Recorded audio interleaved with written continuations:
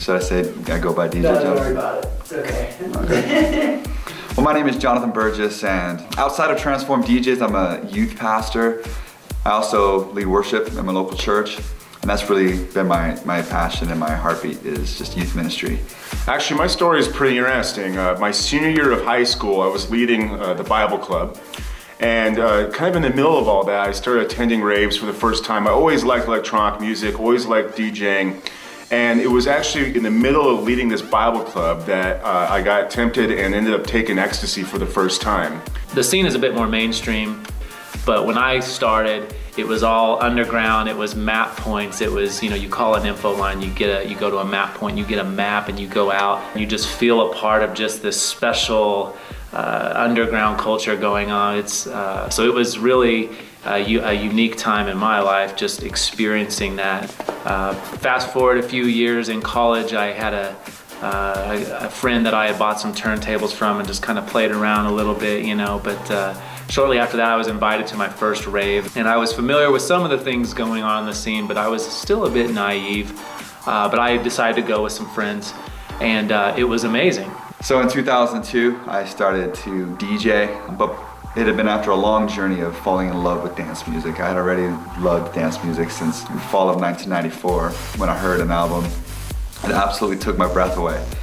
But a few months later, I found myself in the United Kingdom, and then it was all over.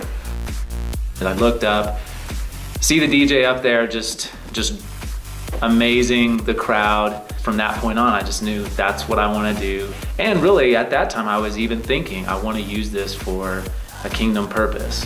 So during my time in England, I was completely inspired by a ministry in Northern England that used dance music to go into schools and share their faith through the music with students. And so I just knew that I wanted to be a part of something like that. And then out of the UK, you started getting DJs who were using dance music to lead worship, and my mind was absolutely blown. There was a particular show that I went to where drugs were just more out in the open, and I realized there was more going on here than what I had known. I saw a kid he looked 15 or 16 snort a line of cocaine, and it just hit me like, okay, this is what this is about. It's heavy drug use, and while I love the music, I'm a bit conflicted. And I always remember right before I took that first pill, I literally heard the Holy Spirit say, "Luke, I will never leave you nor forsake you."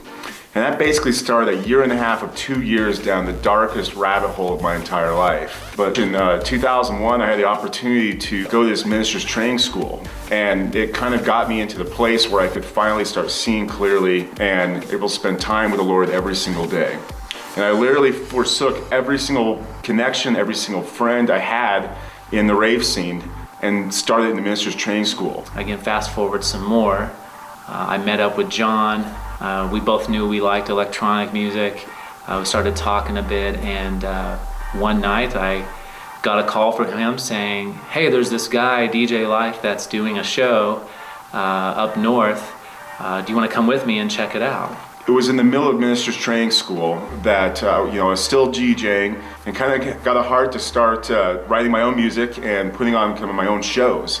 And I remember it was the first show I'd ever put on. It was at a place called 3J's up in Johnstown, Colorado, and that's where I met Tim and John for the very first time.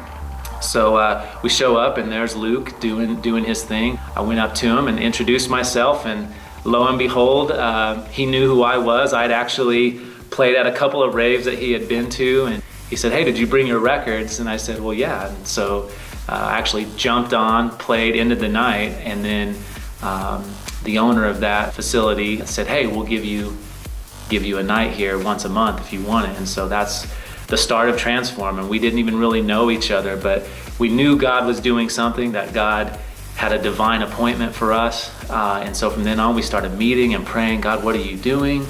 And so at that point, Transform Productions was born. And out of that started this insane, amazing rave music ministry to the clubs and the rave culture in Denver, Colorado.